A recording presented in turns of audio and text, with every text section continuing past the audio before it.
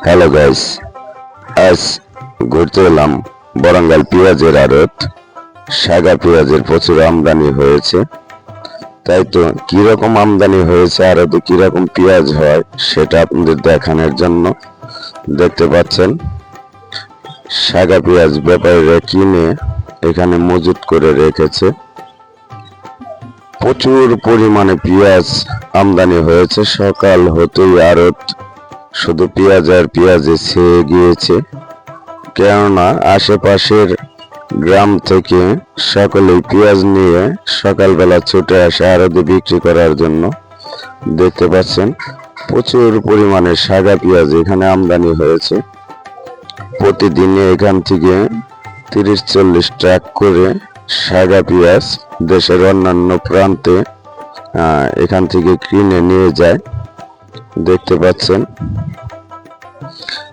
এই পুরো আড়তটা শুধু পেঁয়াজ আর পেঁয়াজ।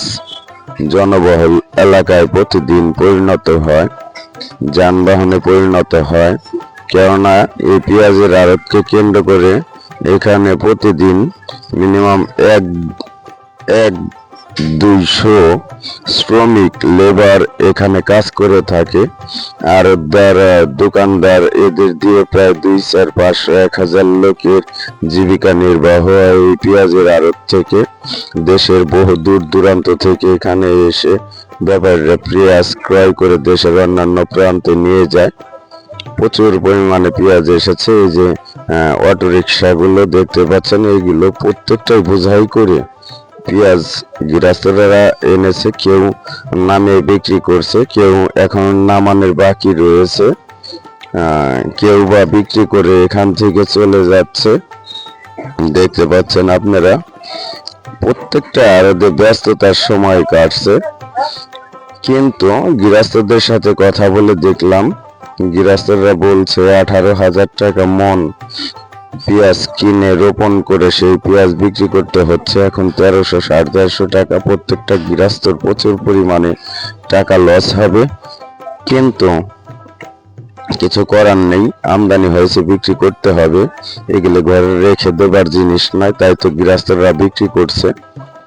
প্রত্যেকটা আড়তেই আপনাদের আমি ঘুরে ঘুরে দেখাচ্ছি, কিন্তু সব আড়ত ঘুরে দেখানো সম্ভব না, কারণ এখানে 100-150 আড়ত রয়েছে।